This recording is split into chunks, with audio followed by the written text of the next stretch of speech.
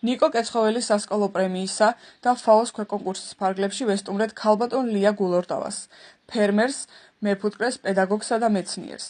იგი ერთდროულად მუშაობს სკოლაში, ეწევა მეფუტკრეობას და არის სამეცნიერო ნაშრომების ავტორის. ქალბატონი ლია ჩართულია ფაოს სხვადასხვა პროგრამაში, ესწრება ტრენინგებს და ასევე მონაწილეობს ფუტკრების იდენტიფიკაციის პროგრამაში. მისი მეურნეობიდან ხდება თაფლისა და ფიჭის რეალიზაცია, რაც ოჯახის შემოსავლის მნიშვნელოვანი წყაროა. მისი თქმით, თუ მიიღებს მეტ მხარდაჭერას, შეძლებს საქმიანობის გაფართოებას და სხვა დამატებითი ფუტკრის პროდუქტების წარმოებას. მაგალითად, სხვადასხვა სახის ბუნებრივი პროდუქტების დამზადებას. ვიზიტის დროს მან გვიამბო ფუტკრების მნიშვნელობაზე, როგორ ეხმარებიან ისინი მცენარეების დამტვერვას და ბუნების შენარჩუნებას. ასევე გაგვაცნო თავისი საქმიანობა და ყოველდღიური შრომა. ქალბატონ ლიას ცხოვრება არაერთ გამოწვევას უკავშირდება: ამინდის ცვლილება, ფუტკრის დაავადებები, პროდუქციის გაყიდვის სირთულე და ფინანსური რესურსების ნაკლებობა. ამასთან რთულია დროის სწორად განაწილება, რადგან იგი ერთდროულად ასწავლის, მეცნიერულ საქმიანობას ეწევა და მეურნეობას უვლის. მიუხედავად ყველაფრისა, იგი წარმატებით აგრძელებს მუშაობას და გვაჩვენებს, რომ შრომა, ცოდნა და მუდმივი განვითარება წარმატების მთავარი საფუძველია. აი აქ იქნება სულ ეს გამოყრიან თითო ღერა არ დატოვებენ შიგნით, რომ ზედმეტი მჭამელი არ იყოს ოჯახში. როგორც სახელმწიფოშია მმართველობის სისტემა ზუსტად ისეა დალაგებული აქ.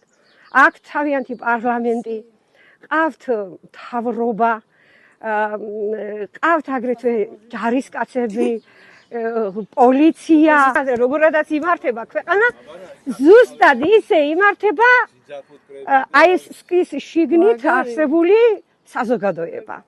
მოქალაქეები არის, პრეზიდენტი, აი ოღონდ დედამთავრული ხანაა, ბავშვებო. დედაფუტკარია მთავარი. დედამთავრული, ასე რომ ვთქვა, დედა ყველაფრის განკარგავი. და აკეთებს საოცრებას. ბუნებაში არ მოიძებნება მსგავსი პროდუქტი. არ მოიძებნება, ეს არის ფუტკრის შექმნილი.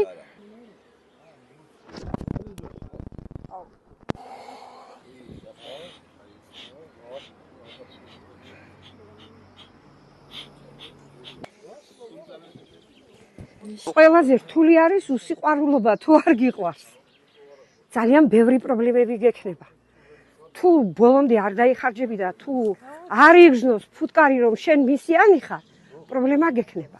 უბრალოდ ზამთრის პერიოდი გითხრათ. ზამთრის პერიოდში ზოგჯერ ამბობენ, რომ რა თუნდა ფუტკარს მის ყოველდღე შევდივარ.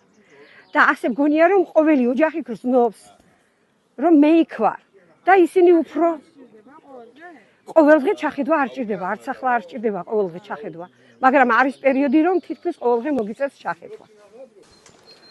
ზუსტად ისეთივე მუშაობა უნდა გულწრფელი, როგორც ფუტკრები მუშაობს თავის შიგნით, ისეთი და დედაფუტკარი მუშაობს, ისეთი პარალელი უნდა გაავლოს, სკოლაშიც ისეთი უნდა იყოს. ძალიან ტკბილი, დემოკრატი, მაგრამ ზოგჯერ ყველაფერს ჭირდება კორექცია და არასოდეს კორექციის გარეშე არაფერს არ ვტოვებ. მიუხედავად იმისა, რომ ძალიან დემოკრატი ვარ, როგორც პედაგოგი. მაგრამ კორექცია რაღაცას აღკვეთა, რაღაცას მოფერებით მოწესრიგება ყოველთვის ჭირდება.